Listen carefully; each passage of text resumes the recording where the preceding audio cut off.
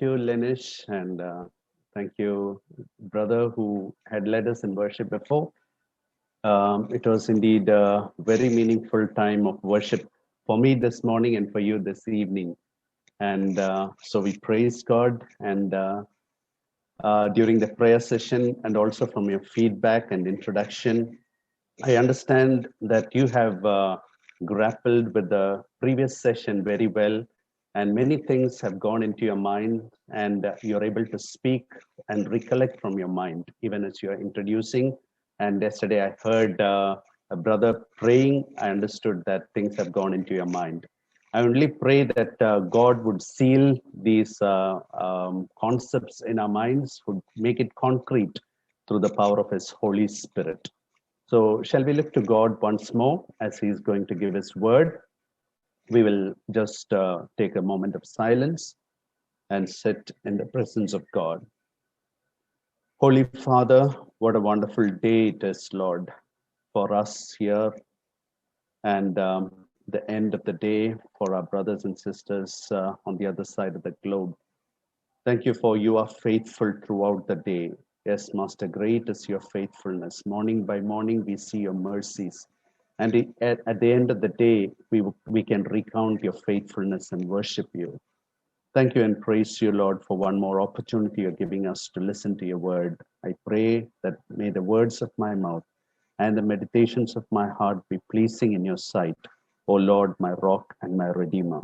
This we ask in Jesus' matchless name. Amen. Okay. So today, what I thought I would deal with is preserving intimacy in marriage. It's preserving intimacy in marriage. So what happens is during the course of our journey in the married life, slowly what we notice is slowly our intimacy towards each other keeps waning off. And we don't understand why we are not able to keep that love, preserve that love which we had when we were joined together. And maybe it is at the end of first year or at the end of second year, but we are really not able to understand why and where from these things have come in, and marriage has become a burden for us. And that's why that joke yesterday, the suffering aspect that the world always portrays marriage as, comes into our being. And we think that marriage is a cross that we have to carry. But it is not so, that the reality is not so. And God did not intend marriage for the purpose of suffering, but rather for us to rehearse the Christ and the church relationship down on this earth, even before we get into heaven and understand the church and the Christ relationship in its fullest. So how can we grow together in marriage?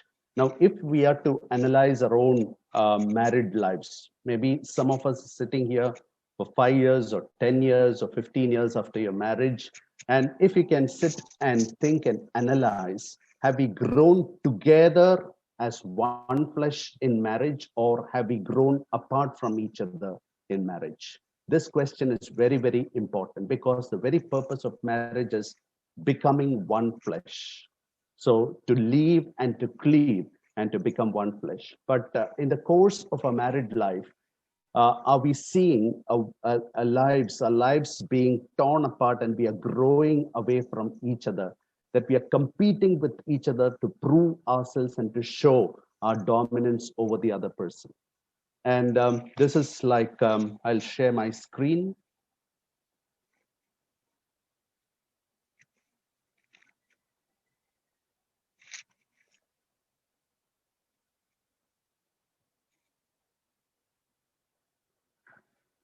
Yeah. So how to preserve the intimacy? See, this is like the old fox tales. You might have heard this familiar story where we are not able to understand our differences. And here is the devil who comes in and then pours a lot of lies into our heads. And then he wants us to fight and then tear apart this very concept of family, because family is in the core of God's plan.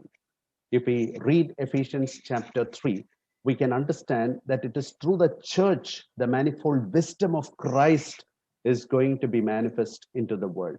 It is through the church that the manifold wisdom of God is going to be displayed to the in the heavenly realms, in the sense that the wisdom of God is there in the church and the Christ relationship, and a reflection, or I can say a meta narrative of that great plan of God, and that great core truth which God had in mind is the concept of family, the church and the Christ relationship. And for that sake, he made man and women, male and female, they are different, and they come together and become one flesh in Christ. And so, what the devil wants to do is tear apart this very concept of God and tear apart the families. If he takes your family, he has everything with him. He will take your profession, he will take your everything, your peace, your children, and generations. He can destroy, generations on this earth. And that is where we have to be very, very careful. And we have to understand that the devil is trying to lick the blood that is coming out of our fight. But if we can understand each other, if we can understand our differences and why God has kept these differences, we can use these differences to complement each other. And these differences are going to be additional factors, not negative factors which are going to negate each other, but rather we can take these differences, put them together, and it becomes a multiplying factor in our family life. And so that we can really experience the joy of a Christian home. Now, one of the differences, you might have known this, one of the differences that we have in our thinking is like the box and the noodles. Now, men by far, majority, they're not multitasking characters. In their thinking, they're always in their bunny boxes, like the magician taking out, one bunny, and then afterwards the next bunny. So we are all in a box. We have a box-like thinking. And so when you come from the office, and then your office is still there, your box, you have a set of boxes in your mind, and then the office box is open in the husband's mind. So that is the time when the wife would come and say, have you heard what happened today? Our children were so naughty. They spilled the milk, and then the microwave went for a six, and we could not prepare anything. And so what she was meaning is we have to go out to a restaurant this evening, but the husband is still thinking about his office work. He's thinking about his deadline. And then afterwards, the wife keeps on speaking, and he doesn't seem to hear at all. Now, after say half an hour, he'll come out of his office box, and then now he will enter into his home box. And that is the time he would come to his wife and then speak as though he has not heard anything at all. And the wife would rail at him and say, have you not heard? For the past 5-10 minutes, I've been speaking about what has been happening in our home, and you have not made a decision at all. And now you're asking for tea right now. And you will be, flabbergasted, asking what happened, and what was I speaking to you for the past 15-20 minutes? Have you not heard anything? The problem arises there because the wife has not understood the mind of the husband. Men are not multitasking, but rather they are in their set of boxes. So when we heard this concept, now my children also play the joke. Now dad is in his office box. Don't disturb him. Let him come out of that. Then we'll say our things. So that is how my wife also deals with me right now, because she was able to understand that particular makeup of mine, and she could handle it well. But women are not like that. Women are multitasking. They are like noodles. Their thinking is like noodles. They can hold a baby in their arm. They can cook a meal at the same time, run the washing machine, and they can speak to another person, do this, hold a baby, and then run the washing machine also. They can do multiple things in one particular time. And they expect the same from their husbands. And husbands also expect similar things, how they think from their wives. Why are you doing many times and not listening to me at all? And this is the problem, because we have not understood each other. So this is one of the differences. And just putting forward to you, if we understand our differences, the way we think, the way we are made by God, then we can complement each other.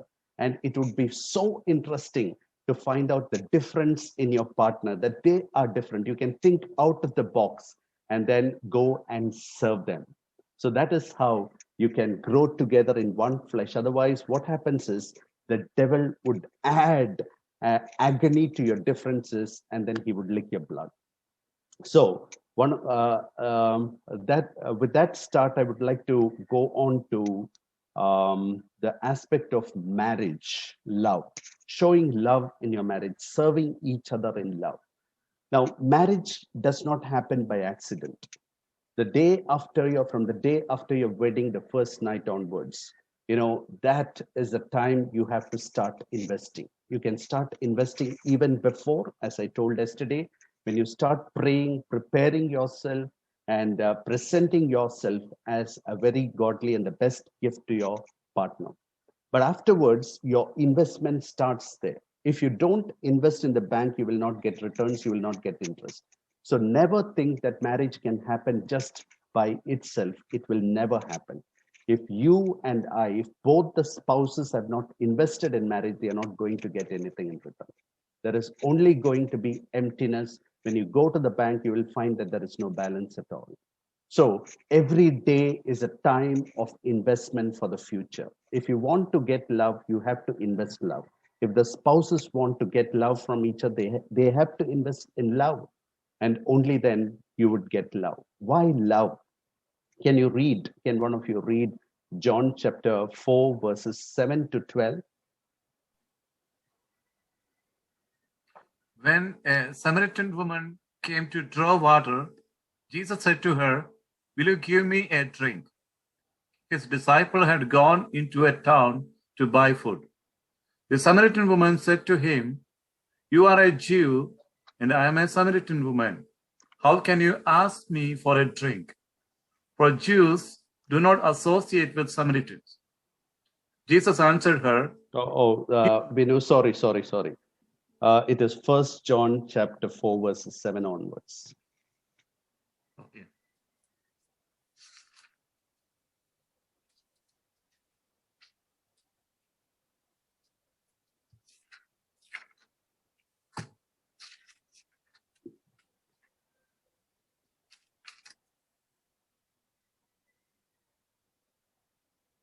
Dear friends, let us love one another, for love comes from God.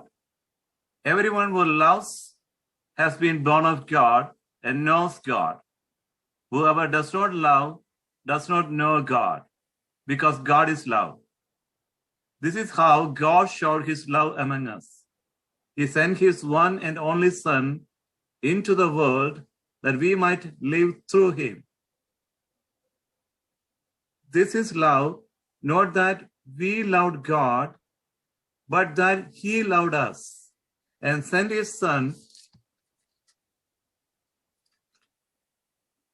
an atoning sacrifice for our sin. Dear friends, since God so loved us, we also ought to love one another. No one has ever seen God, but if we love one another, God lives in us, and his love is made complete in us. Thank you, Vinu. So here we see that God is love. That is the basis for our life and Christian life and everything on the face of the earth. So because God is love, he created this world in love and everything in love. And he showed his love to the unlovable by giving his son Jesus Christ for us, and then showing that love even before we understood what love is.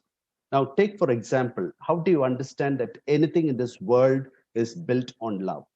Suppose you're planting a seed and then the plant comes up, and you don't take care of it, in the sense that you do not show that care and love to this plant. How would it be? it would never be fruitful, and one day it would die. Take, for example, profession. If you show love towards your profession, what would you do? You would invest so much of time for this. And when you invest so much of time, you see there is a growth. So in this world, you see that the rule of love operates everywhere. So wherever you put love, you show extra care because you love to do something. You keep on doing that. You invest more and more of your time, talent, and treasure into that. You will see a growth because God is love. He created everything in love, and everything in this world is craving and needing for love.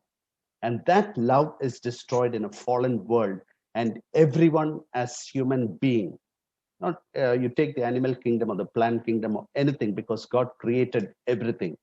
You understand that everything, the creation is groaning for the love of Christ. And that is what is there in the human heart. Every human heart, the greatest need of any human heart is to love and to be loved. And for this sake, man will go to the ends of the earth. And whatever he does, it is for the sake of earning love. And his heart has been created with a great vacuum. The vacuum which was created because he has lost the love of God in his heart. This vacuum is always there. And so he is trying to fill it with many things, with achievements. He tries to go to the top of the ladder, and then he finds that, oh, it is not satisfying, because the God-shaped vacuum can be filled only by the God-shaped love and God-sized love. And so we are trying to fill it with money, with achievements, with career growth, with people, and all kinds of addictions. But still we find that we are not finding that fulfillment. And this can come only if we come to the source of love, that is Jesus Christ through his Holy Spirit being poured into our hearts. So this concept is very important even in a family life. You should understand every person on this earth needs love, and I need to give this love to everyone because I have experienced the unconditional agape love of God.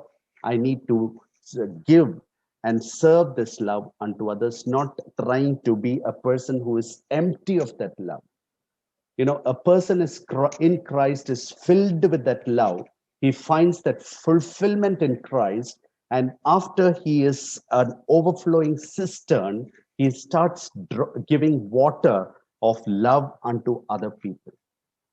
And when people come to you, they will try to draw waters of love from inside. So be filled with the love of Christ every day as you get up in the morning, and be filled with the Spirit of God so that you can feel that love of God in your hearts. And when you walk into the world, you're not craving for love, but rather you're a person who is able to serve and give love unto this craving world.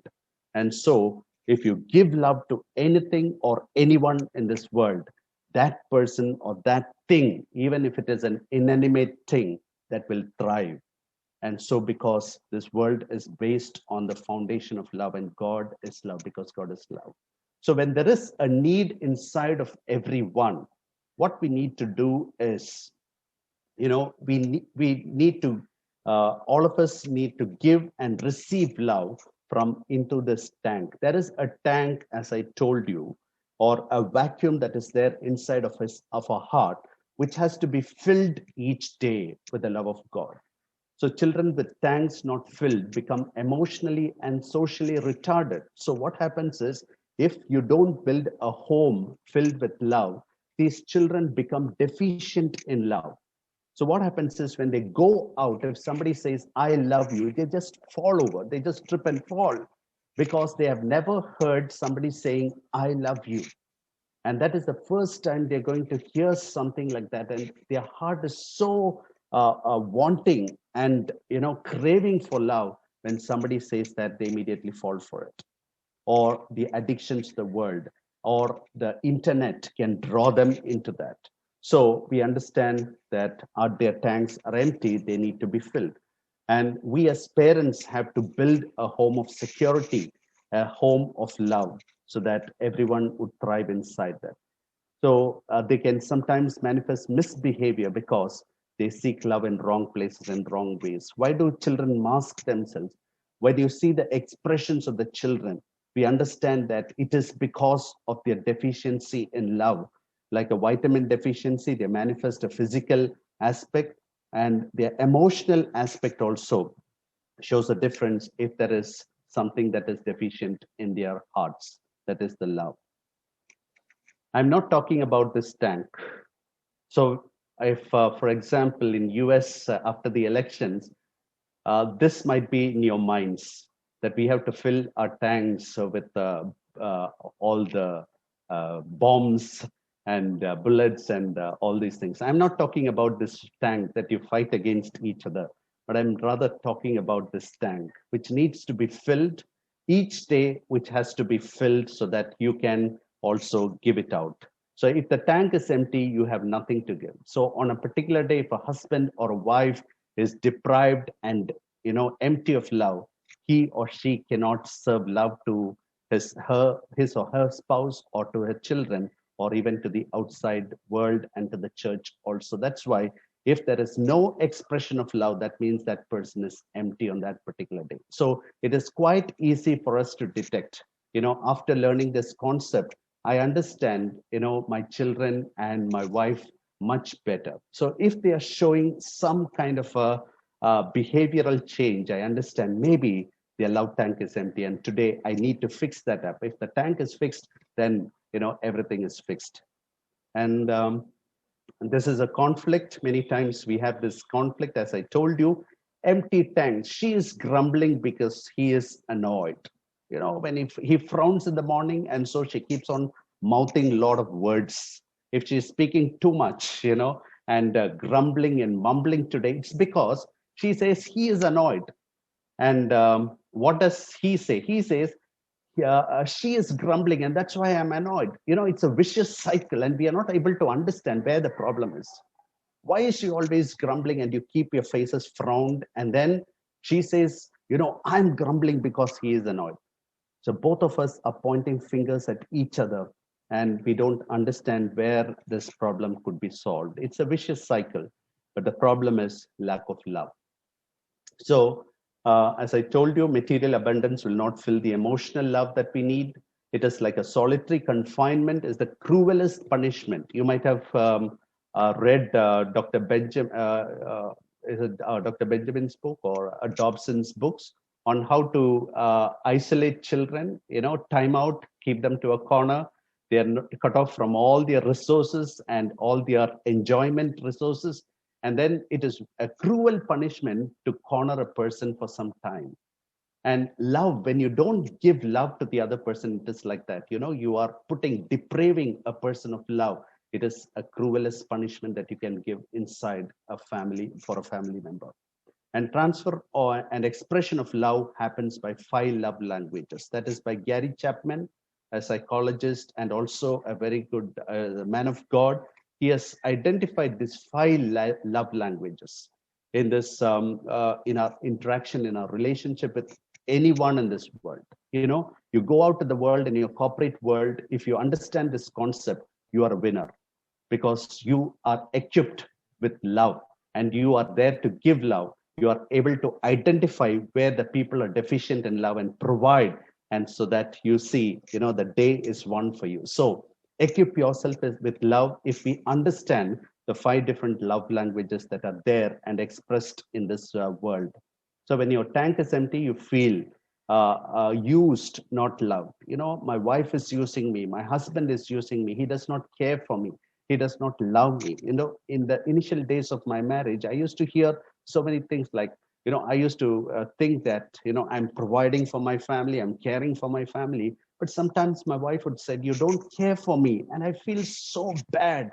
You're toiling from morning till evening, and your wife says, or your spouse says, you never care for me. I was not able to understand, why am I not able to supply her love? Until I came to this point to understand that I'm not hitting at the right targets. I'm providing her love, but she is not able to understand my love. And we are not able to, lay bridges but we are far apart and we are not able to understand each other's love language. If you understand this today, I believe there would be a change in our attitude, in the way our family environment is going to grow. And there is going to be a change in the outside workplaces where we go, and in our church and every place, because you are looking to serve the other person in the areas where they are deficient.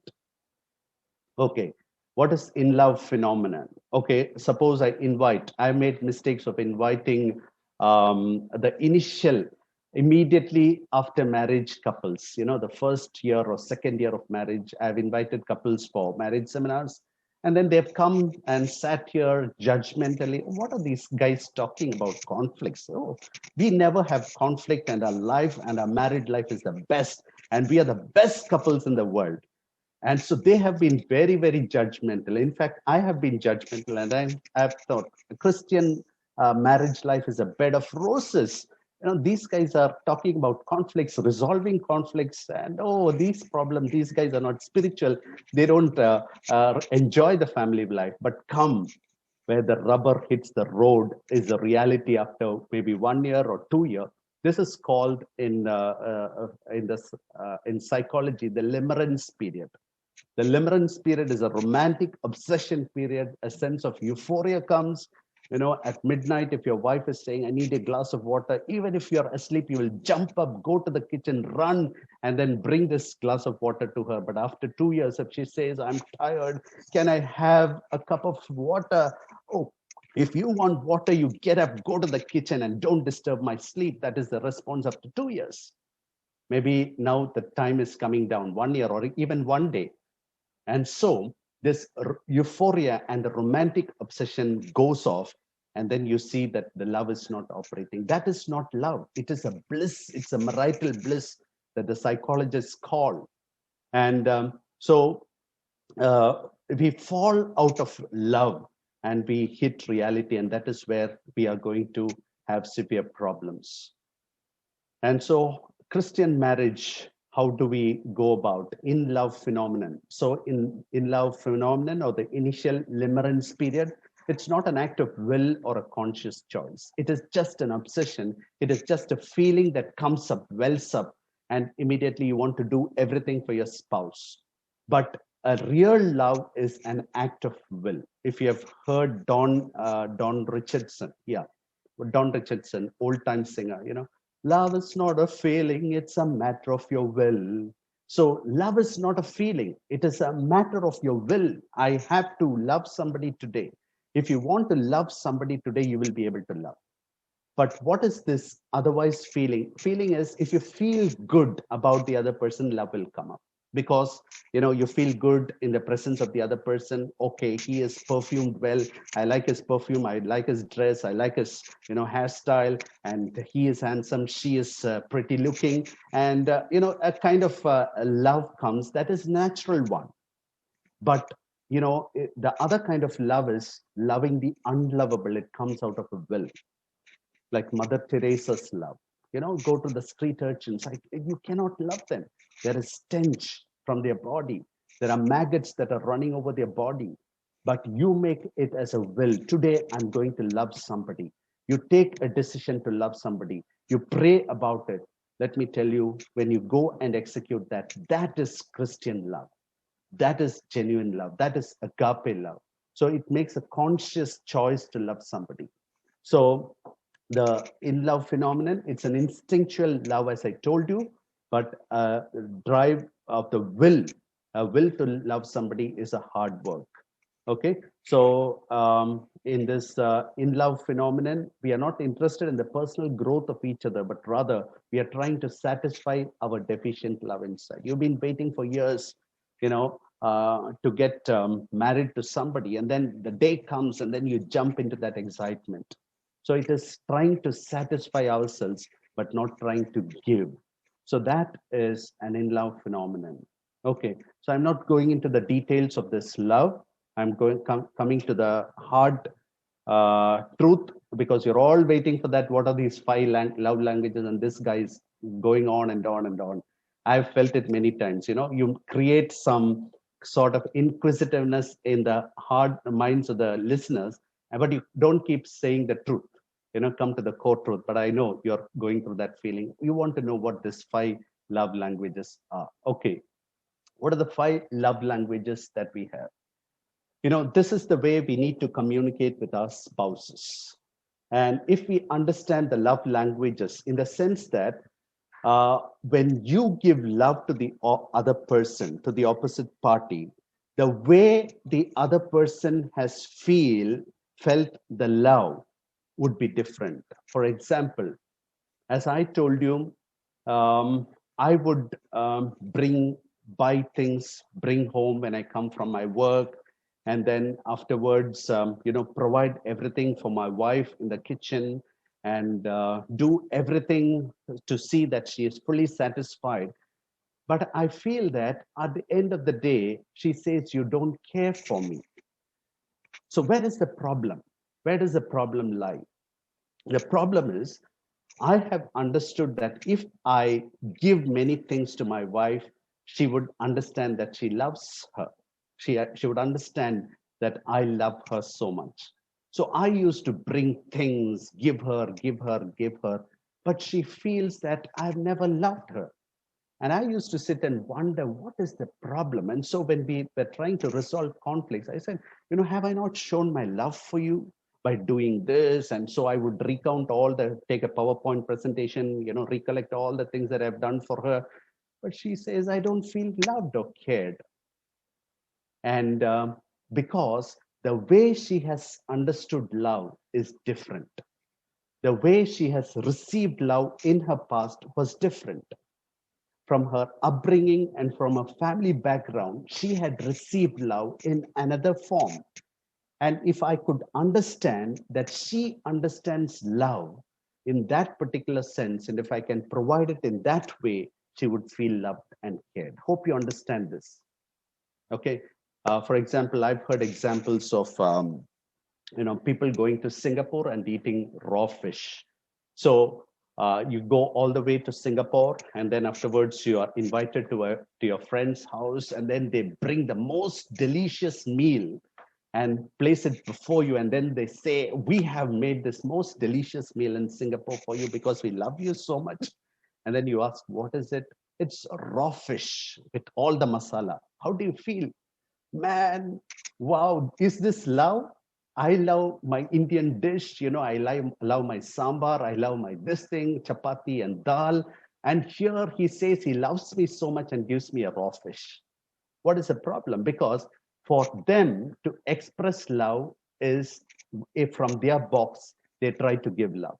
Because they understand in their cultural background that if you give a raw fish, that is the best raw fish, in the sense that's how they eat. It's not, that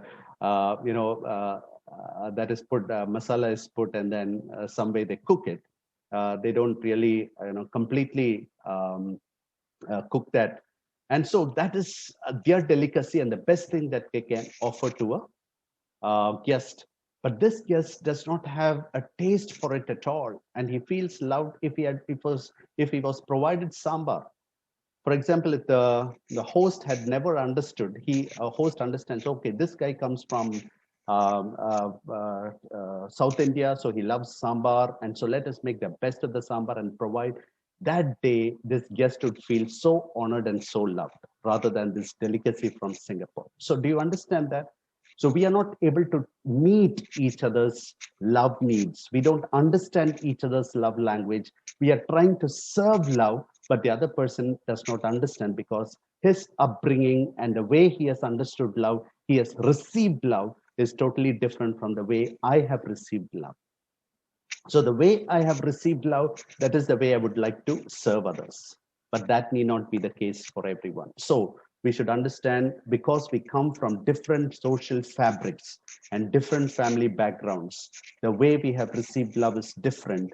So we have to understand how we can, how does the receiver receive love? I have to understand that and then start changing my strategies so that I can provide love and the other person feels cared. So we have we may have primary love languages. What are the, I will tell that, primary love languages. And there can be secondary love languages. Primary love languages, if you see your spouse, you would see that your spouse feels loved only if she is provided love in this particular way. And that would be her primary love language. Okay. So once I go through the session, you'll be able to understand that.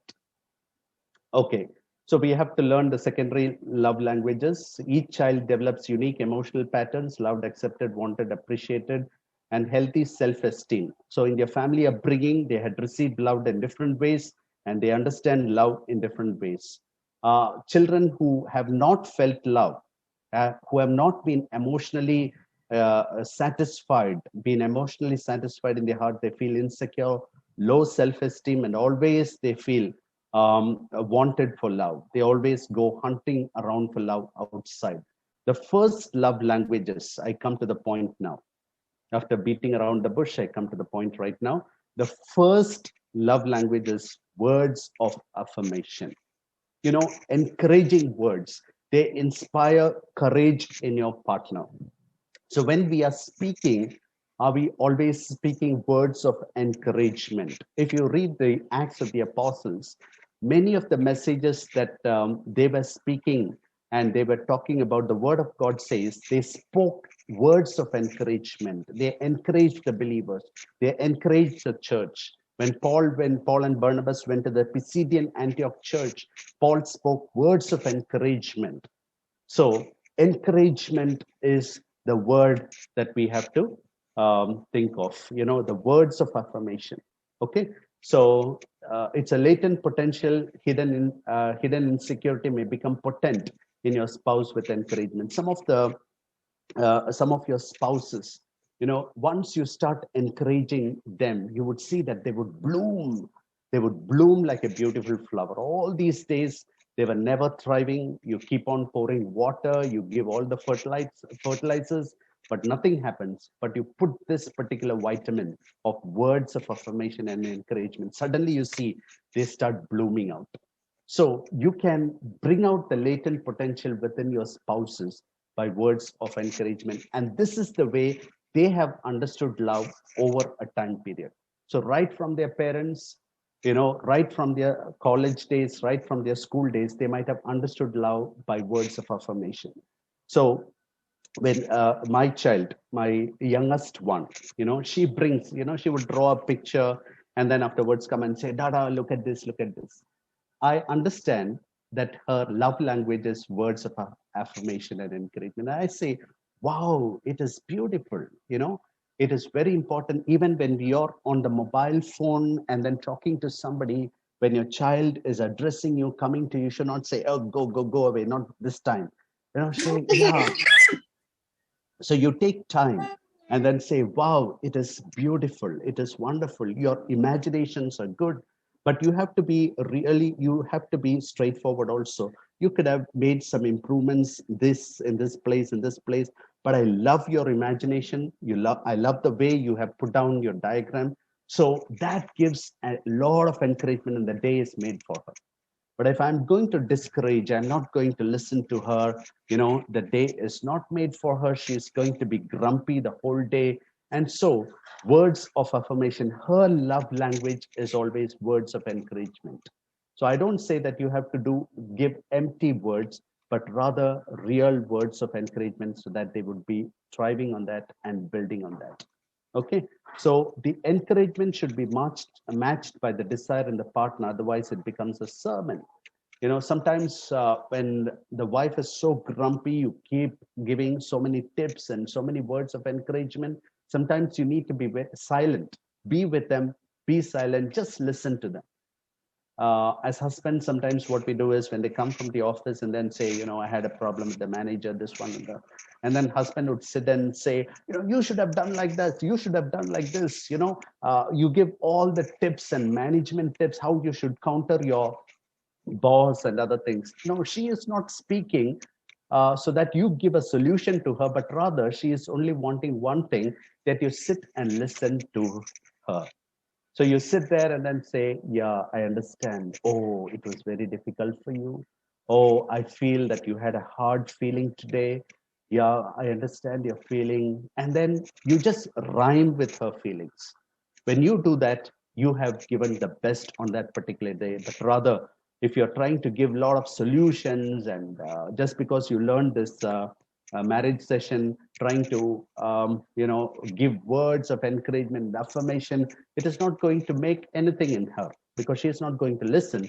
But rather, she wants a time that you can sit and listen to her. So we need to be very sensitive and understand what her love language is. So throughout the day, you can use words. As Indians, we never use appreciations. As Malayalis, especially as Malayalis, we never use words of appreciation.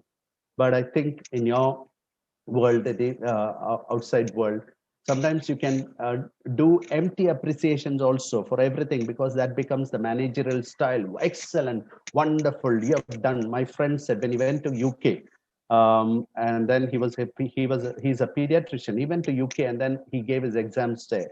And during the viva, they said, "Oh, excellent, wonderful, doctor, you have done well." But after, when he saw the result, he failed. He said, if it had been in India, they would have immediately fired me then and there and said, this is not right, your answer is not right. But here they appreciate you, and at the end of the day, backstab you. And so I'm not saying that you have to fake words of encouragement, but rather genuinely appreciate. Try to find out wherever you can appreciate genuinely and appreciate the person. So I'm proud of you. How are you feeling today? How is the day? I love you. Thank you so much. You made such a great sacrifice to prepare a meal for me. So one way of thanking your spouse is wash your dishes. After you eat, you wash your dishes and say thank you. And that can be an aspect of thank you for your spouse. I'm proud of you. You look great. How was your day? These are some things that we can tell our husbands. And for the wives, we can say, you're wonderful, you're special, you're so encouraging, you're sacrificial, you're fantastic, you're beautiful. Say that, tell it to your children, especially girl children, you're beautiful. Otherwise, when they go out, some man would say you're beautiful and they would fall for him. So you should be the first person at home to say all the cheering and encouraging words. So when they go to their offices, they would not fall for their colleagues or anyone who has not said, who has said something which their husbands have never said. So use words of affirmation. So words, they require empathy, kind words. Words we speak are only 7%. The body language matters a lot, 55%. So the way we say is also very important. Look into the eyes of the other person. Look into that person and then talk, and with the right body language. Your words and your body language should rhyme together. Express feelings so that the other knows it and finds healing. Keep no record of wrongs. That is, don't have prejudice. Don't keep record of their past. Women, their makeup is like this. They tend to keep all the record of what they have said in the morning. This evening, even as some of you are sitting, some of our spouses, our wives would be thinking, what did my husband say this morning? Oh, there is no salt in the dish. And that keeps rhyming in your, ears. And he said, today there is no salt in the dish, and the whole day is spoiled for you. But the husband, he totally forgets what he said in the morning. He is out of his box. And then evening when he comes, he finds that the wife is not all that fine, and she is a bit irritable. And he does not understand why he is so irritable. But the wife is thinking the same thing which he said in the morning, your dish lacks some salt. And so she keeps brooding over that particular point, and she interacts with them in that way. But the husband has totally forgotten everything. So keep no record of wrongs. Let there be no prejudice even as you begin the day. So keep the past as a history. Keep forgiveness as a commitment. This language, it's called the jackal language. Snappish, complimentary, and it sets a hierarchy in your tone. There are different kinds of jackal language that is analytical. Whenever your spouse speaks, you immediately say, oh, that is wrong. This is wrong. Okay, but I took the children outside and she fell down, and then oh, you should not have done this. Every time analytical or critical, your mistake was you did this, or interpretative, oh, you did this because of these things. Oh, you were angry with the children and that's why you did all these things. So that is interpretative. Then appraisals, as we have in the IT engineers, you're smart, lazy, wrong, right, threats. If you don't listen, then you will see the consequences. Many times husband and wife relationship can be manipulative. It is like threats. Today, if you don't buy me these things, then you will see. With that attitude, we interact with the opposite person. And so that can definitely break down marriages. So it should not be like the jackal language, but rather it should be a giraffe language, which is relational and symmetric. You observe without evaluating. You look out. When somebody speaks, listen to that particular person, listen to the words, and listen to the body language, listen to the heart of that particular person. Observe without evaluating. Acknowledge yours and others' feeling. You can say, openly say, I felt hurt when you said that. Today morning, when you said that, I felt hurt. If the wife is going to say, husband says there is no salt in the dish, the wife says to the husband, Acha, I feel hurt when you said that. Okay, so you understand, oh, I understand you are hurt when I say this. Okay, so you resolve that difference at that particular time and acknowledge needs and take up seriously. How are you doing? What is your need and what happened throughout the day? When I went to the office, how was the day at home? How was it with your children? And I love the way my wife asked me when I come back home. She asks one thing: how was the day for you? And she would ask my children, what are the roses and thorns today?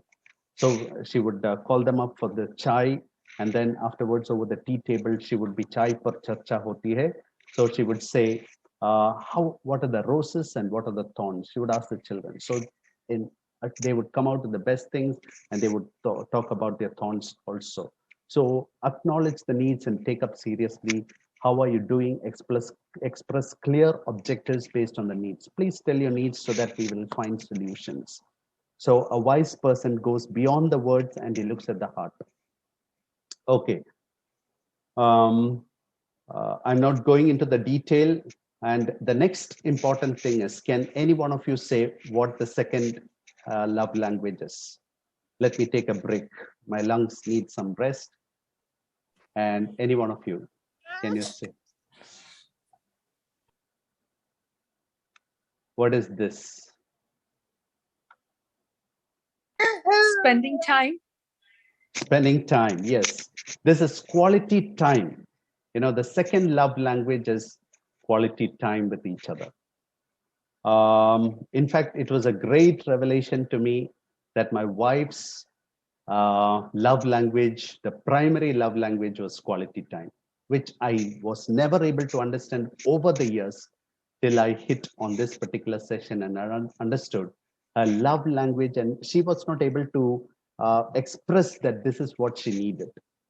And every time in the morning, in the initial days, she would call me to the kitchen and ask me to stand with her by her side. And why? Because she wanted my presence. She wanted a quality time. And she would always say, I never feel cared, because she was lacking this quality time. I was trying to supply love in some other way. The next thing I'm going to talk about that, some other way. But she never understood love, because what she needed is quality time. So you should deliberately make time for your spouses. You may be busy throughout the day, but maybe Monday evening or Sunday evenings, at least half an hour to 1 hour to 2 hours, you should be in the presence of your spouse.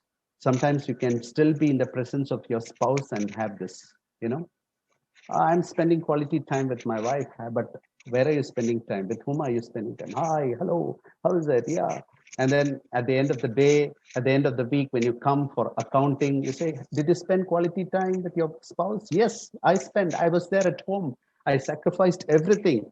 And with whom did you spend your time? With somebody else on the phone or somebody on the web. So quality time is putting aside everything, looking into each other's eyes and saying, I am out for you. All my other priorities are shut down. I'm just for you. So you take time off and then shut down all the things, make it a habit at least a weekly once or any time. My wife keeps demanding that particular time.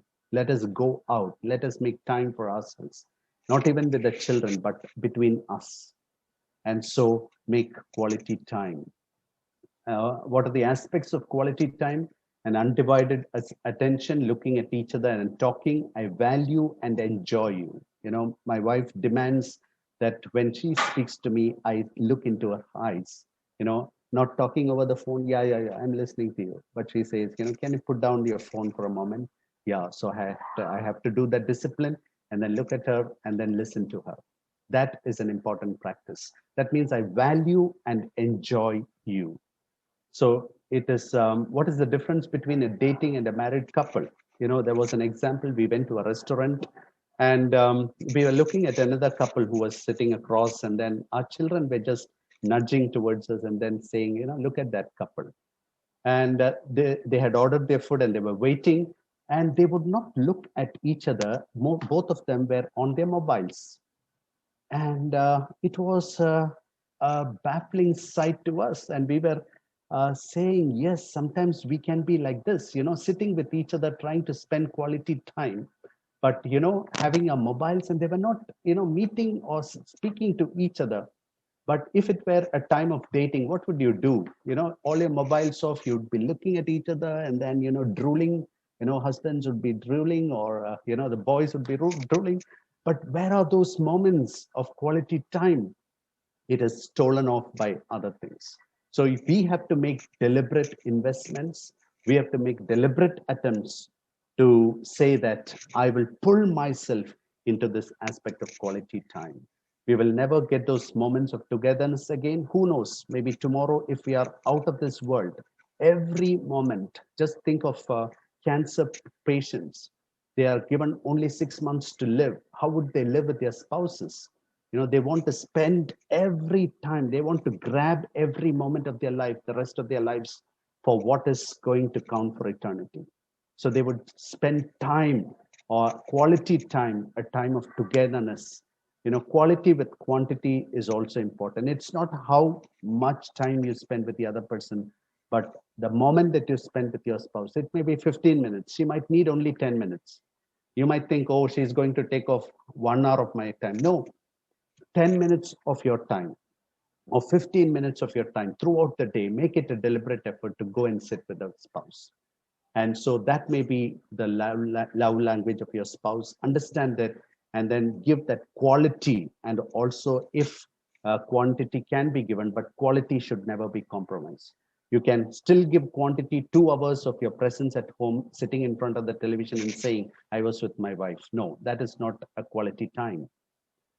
So a conversation, it should be a conversation filled with experiences, thoughts, feelings, desires, in a very friendly way. Sometimes I say our communication at home is like hi-bye relationship. Where the bills paid, did you buy the vegetables, and our kids' education, did we get married just for kids' education? Did we get married for vegetables? Did we get married for, church affairs? No, we got married for some close, intimate relationship, heart-to-heart communications. And if you and I are to evaluate the day's communications, most of them would be like a business, or you are the CEO and your wife is your secretary. You're running a family, you're running a business of a family, where, the electricity bills are paid, water bills are paid, your this bill is paid, that bill is paid. Okay, everything is fine at the end of the day. Okay, things are fine today. We have, run the office, family office very well. Let's go to sleep. That's all. Some families can run on that basis. Did God create a family for the sake of, running it like an office? No, but it is because it is for a heart-to-heart communication. So talk your heart out.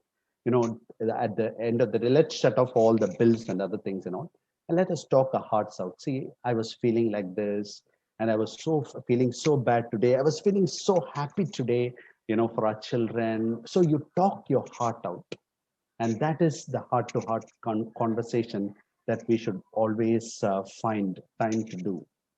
So listen, be very sympathetic in your listening and genuinely, so that you can know the other person. Why do you read the scriptures? So that you can increase your head knowledge? No, you read the scriptures so that you know the person of Jesus Christ.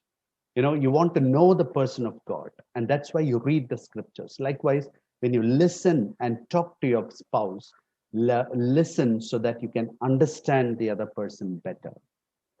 Okay, the tips for quality time is: maintain eye contact, don't do anything else, listen for her feelings, observe her body language, don't interrupt or interpret.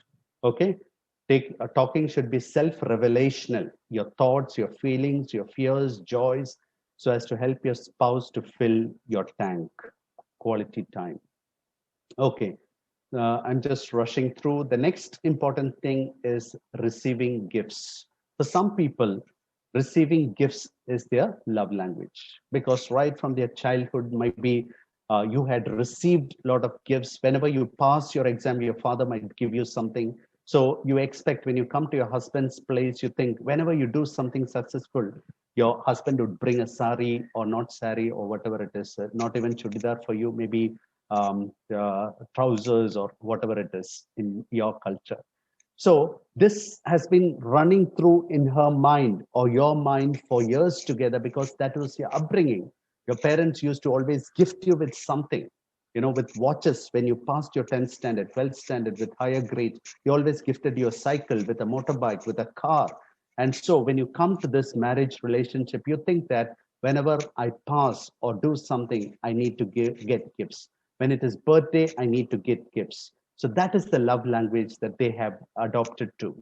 And so when the husband is a guy who has never received gifts in his life, or in their home, birthdays are not all that important, because my home was a home like that. My father was an army man. Birthdays are not that important. It just comes and goes. But for my wife, birthdays are very important. And so cutting a cake, singing a birthday song was very important. And I had to get adjusted to that kind of a rhythm. And I understood that that is the love language. And gifts during their birthdays is also an important thing for her. And so when I understood that this is the way she understands, this is her secondary love language. Her first primary love language is quality time. She always keeps on saying, give me time. Can you come sit with me? At least 5 minutes, 10 minutes. I was never able to do that. I was never able to understand, and say, I'm so busy, and why is she asking so much of my time? But when I understood her primary love language was quality time, when I give time, things change for her. So when you give gifts, things would change for them. So gifts are visual symbols. He was thinking of me. You don't have to buy costly gifts. You ask your spouses, they would not want costly gifts, because they know they're running their homes and they're making the ends meet. And if you go and buy a costly thing, they would be thinking, why did he spend so much for a gift? I never expected such a huge gift for me. Maybe when you're coming down to India and then walking through the streets, and then you pick on some safety pins and go back and give it to her. She would be so happy, even if you give a 10 rupee safety pin bunch. Why? She only would think, he was thinking of me even when he was walking through the streets in India. So gifts need not be always costly, but it is only a gift that says that I was thinking of you even when I was away. So when you bring back gifts to your children, a small toffee, when you get back home, they would think my dad was thinking of me throughout the day. And so that is a perfect gift for them. So anything is of value to that person. Gifting yourself when your spouse needs you is the best in moments of crisis. The best gift that you can give to your spouse is giving yourself. If there is something going on in a family, or somebody passed away in a family and she's going through a moment of grief, you go be with her and support her. That is the best gift she would expect, a gift of time. Okay, so express this to your spouse when you need him or her. For example, during pregnancy time, many of the wives would want their husbands to be with them, not doing anything, just sitting with them. So that is the best gift that we can give to our spouses during that time, to understand the need at a particular time. What does she need? She needs me. She needs my presence. So give yourself to her. The next gift is acts of service. The demands stop the flow of love, and requests give directions. That means you keep demanding, do that, the fan is not, this thing, fix it up. The water is not flowing, fix it up, and you tell your wife, everything is dirty around, why don't you clean it up? You're making demands. When you make demands, it shuts off love. But when you make requests, it gives direction. Today the guests are coming. I think we need to clean up the home, put everything in order. And so it gives a sense of direction as to what we should be doing. Today we don't have water in our home. I think we need to do something about it. It's a request. And then the husband would lovingly accept, yeah, it's my responsibility as a man. Man, I have to fix up the water problem. So rather than saying, go fix up the water problem, you never think of this. The whole day I've been washing the dishes and there are no water. Do you know that the tap is leaking up there? And then you rail at your spouse. What would he do? I'll show you today how I'm going to supply water. I'm not going to fix up your problem. Am I there for your problems? That is the retaliation a man would have. But rather the wife would say, today, whole day I've been washing the dish and the water, we have a water shortage. And I think that there is a leakage.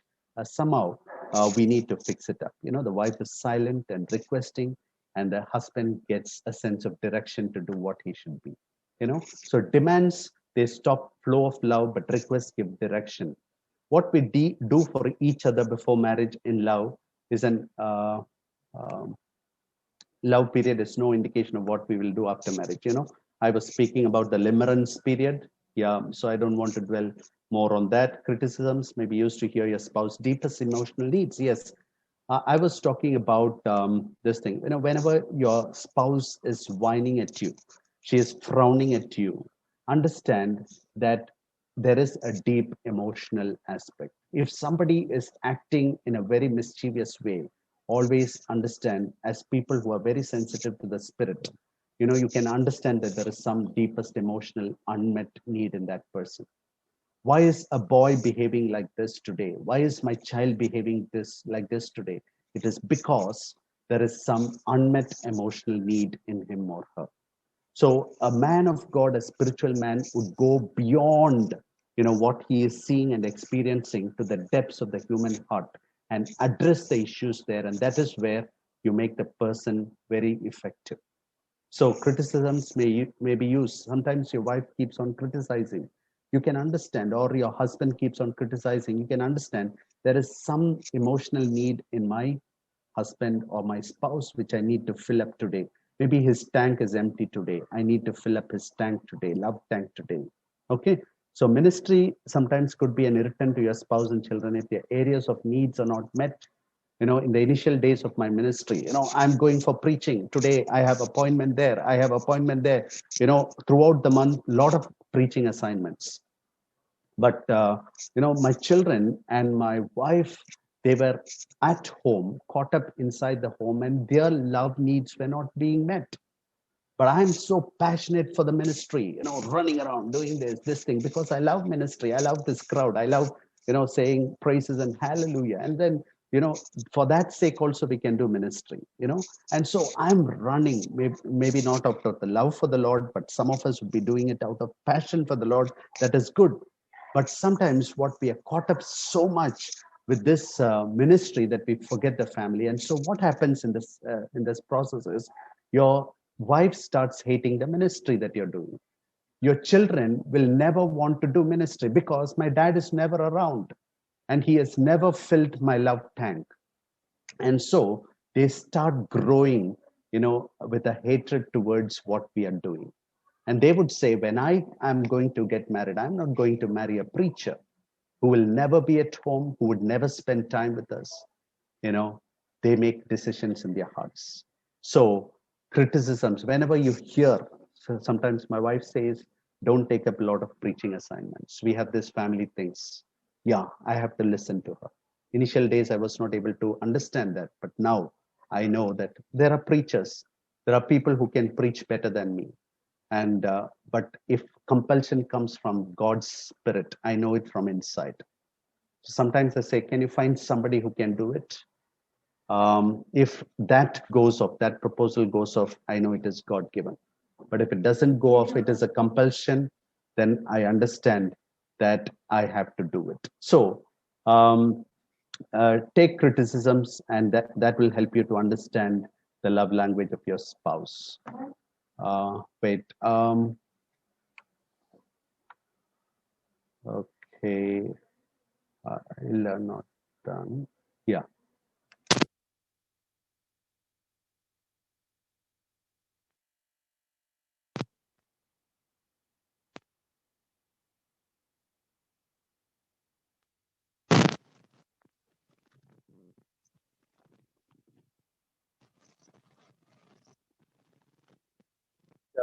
Show video for a moment. Acts of service, manipulation by guilt and coercion by fear. That is, some people sometimes, spouses can interact in this way. If you are a good spouse, you would be doing this.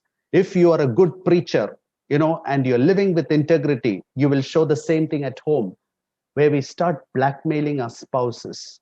And then afterwards, the spouse gets so much constrained that he does not have the freedom to act with liberty, but rather we are using manipulation. We understand that my husband loves the Lord, my husband loves preaching. So we take that particular aspect, keep attacking, and make them do what we want to. That is manipulation by guilt. Or coercion by fear is, if you don't do it, you will feel sorry. If you don't fulfill these things, you will feel sorry at the end of the day. Husbands may rail at their wives like that. So this is, you're acting by creating fear in the minds of other people. So these are not acts of love, but rather these are games that we play as husbands and wives to get our things done. So acts of service is being together. Yeah. So acts of service is being together, and doing things together. It can be anything. For some spouse, the body languages or the love languages, acts of service. So they might want you in the kitchen. They might want you to be with them and then do certain things for them. It is not that they are getting things done for themselves, but rather they want that togetherness, that we do the things together. When we clean up the home, we clean up the things together. When we do gardening, we do things together. So if we can do things together, that will create a lot of love. The next is touch. The next language is physical touch. Touch can break or make a relationship. Touches or non-sexual and sexual touches. I'm not always talking about sexual touches. Male sexual desires has physical roots, but female in her emotions. So, ladies, the women are emotionally kicked up. Even their sexual passions are kicked up from the beginning of the day itself.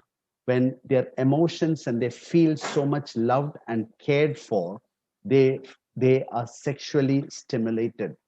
So, but for men, the sexual stimulation has a physical root. He has to see, he has to touch, he has to feel, and that's how he gets stimulated. But for women, the sexual feelings are stimulated in her emotions.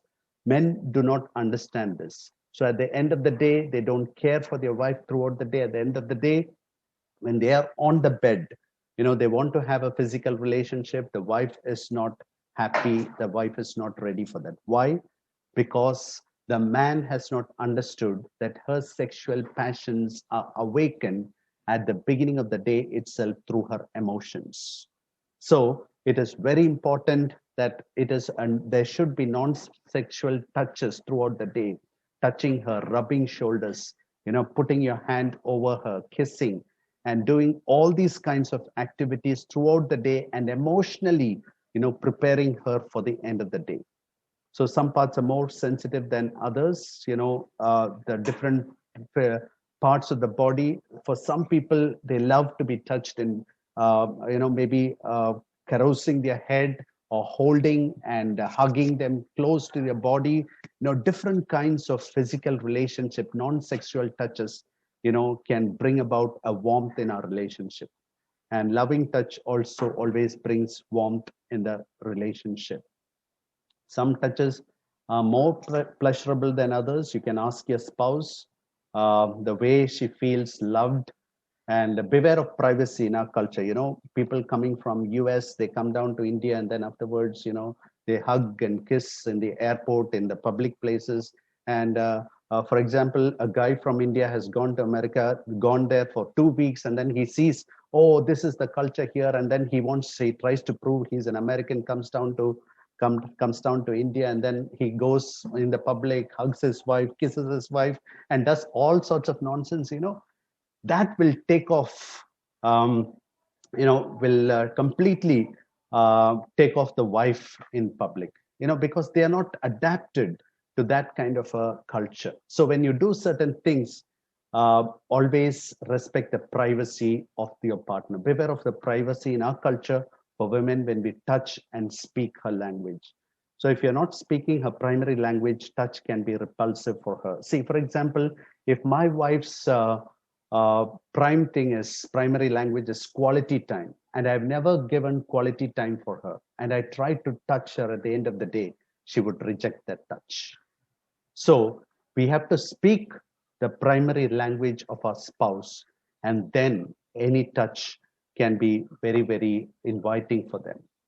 So as I told you, non-sexual touches, sitting close and watching television, touching while walking, massage on the back, putting hands on the shoulder, hugs, kisses, holding each other in crisis moments. And so these are non-sexual touches. Yeah, I think it's been a long talk. And let me just take a break by giving you this set of questions so that you can understand your spouse. This session actually has to be taken in 2 or 3 sessions. Everything has to be elaborate, but I've tried to compress everything in a compressed folder. But I believe that you have noted down the important 5 languages, isn't it? So it is words of affirmation, it is quality time, it is acts of service, it is touch, and it is one more thing I forgot. Words of affirmation, quality time, then acts of service, physical touch, and then? Yeah, you can answer.